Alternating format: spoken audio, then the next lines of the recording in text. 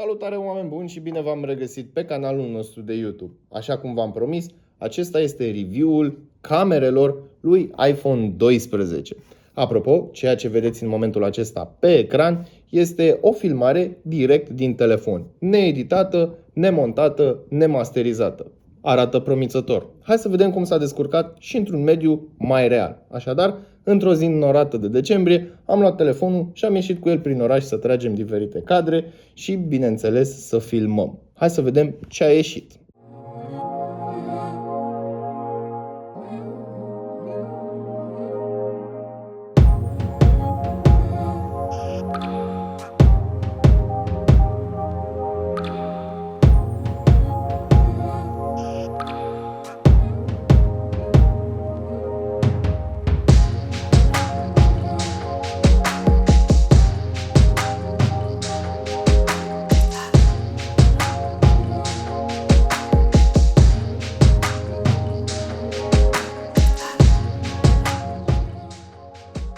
Ei bine, uite că ne-am întors și ceva de genul acesta a ieșit. Imaginile n-au fost absolut deloc modificate din punct de vedere al culorii și al expunerii. Toate imaginile sunt modificate, mai precis tăiate, să se potrivească pe muzică și atât.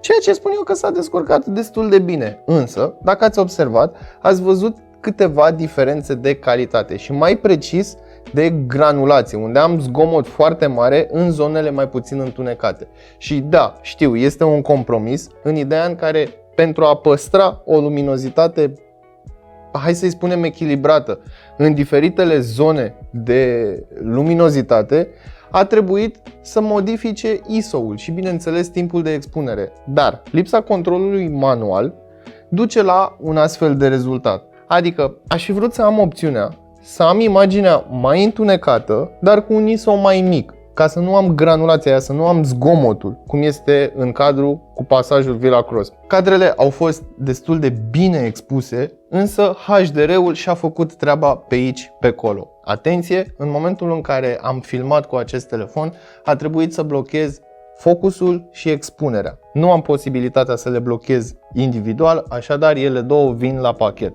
Motivul pentru care am făcut acest lucru, ei bine, în momentul în care am un subiect, să spunem plântuța, fac focus aici și în momentul în care mă depărtez, dacă în spate este mai multă lumină, el atunci va modifica toată luminozitatea filmării și atunci nu o să mai am o expunere fluidă, nu o să mai am aceeași expunere pe parcursul videoclipului. Acesta este motivul pentru care am blocat autofocusul și expunerea automată. Cadrele trase în lumina zilei, chiar dacă a fost întunecat, au fost cât se poate de fluide. Nu am avut probleme cu granulația, nu am avut probleme cu expunerea, dar nici cu reproducerea culorilor. În schimb, când am intrat în pasaj și am încercat să filmez acolo, lumina fiind foarte scăzută, telefonul mi-a boostat ISO-ul și a încercat să facă el o compensare automată a expunerii pentru a păstra o luminozitate fluidă. În schimb, asta a avut un cost, granulația și calitatea videoclipului. Cu toate acestea, camera s-a descurcat foarte bine și apreciez o singură chestie la iPhone, că nu face focus hunting cum fac alte telefoane. În momentul în care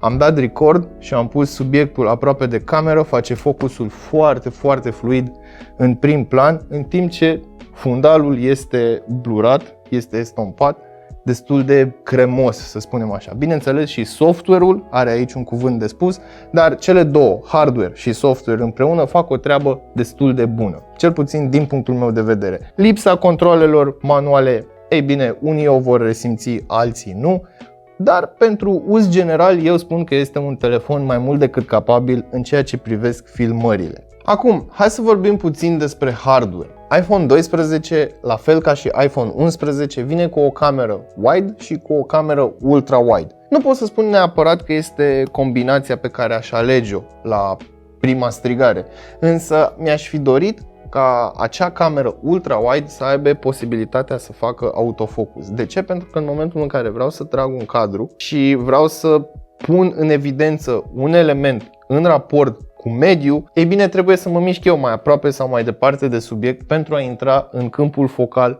al camerei, ceea ce mi se pare destul de stupid, sincer să fiu. Foarte puține camere ultra-wide am văzut să aibă și funcția de autofocus. Mi-aș fi dorit în loc de ultra-wide să am o cameră telefoto cu funcție de autofocus sau un ultra-wide cu autofocus. În orice caz, pentru peisaje sau acolo unde ai nevoie de focus infinit, camera se va descurca destul de bine. Calitatea foto este destul, dacă nu chiar foarte bună pentru iPhone 12. Luminozitatea este foarte bună, balansul de alb este autoselectat corect, iar contrastul este foarte bun. Culorile sunt reproduse aproape de realitate, asta înseamnă că experiența foto va fi una pe măsura prețului telefonului. Într-adevăr, se încadrează la capitolul flagship, însă nu poate să concureze prin rezoluție cu celelalte telefoane de pe piață care au 64 sau 108 megapixeli. Cu toate acestea, senzorul principal al acestui telefon se descurcă destul de bine, iar atunci când ai o luminozitate destul de scăzută, softul intervine și reușește să scoată o fotografie mai mult decât utilizabilă. Mai mult de atât, nu am ce să spun despre calitatea acestui telefon la capitolul fotografie, decât dacă ar fi să intrăm într-o polemică interminabilă despre colțișorul unei fotografii care are color fringe, care are artefacte sau care pur și simplu nu a reușit să scoată nu știu ce detaliu mic. Per total, toate imaginile scoase cu acest telefon sunt mai mult decât suficiente pentru rețelele de socializare și dacă ai puțină răbdare, poți face chiar și poze de produs, mai ales dacă știi să manipulezi fotografiile în Photoshop sau alte softuri. Așadar, sunt mulțumit de calitatea foto, deși se putea mai bine, întotdeauna se poate mai bine, iar din punct de vedere al unui telefon flagship, ei bine, este acolo sus, alături de Google Pixel, alături de Huawei și așa mai departe. Iar toate aceste telefoane care au capabilități foto extraordinare se diferențiază prin niște chestii atât de mici încât noi, utilizatorii de rând, nici măcar nu le băgăm de seamă. În schimb, dacă vrei să fii cârcotaș, vei găsi ceva până și la cel mai scump telefon de pe piață. Bun, cam asta ar fi de spus despre iPhone 12. Mă declar mulțumit ca și flagship de la Apple în 2020. Hai să vedem ce se va întâmpla cu iPhone 12 mini, 12 Pro și Pro Max. Abia aștept să pun lăbuțele pe el și să vedem de ce sunt în stare acele telefoane. Până data viitoare, știți ce aveți de făcut, nu uitați să verificați descrierea pentru linkuri utile și prețuri actualizate și, bineînțeles, dați-vă cu părerea despre camerele acestui telefon în secțiunea de comentarii de mai jos. Salut!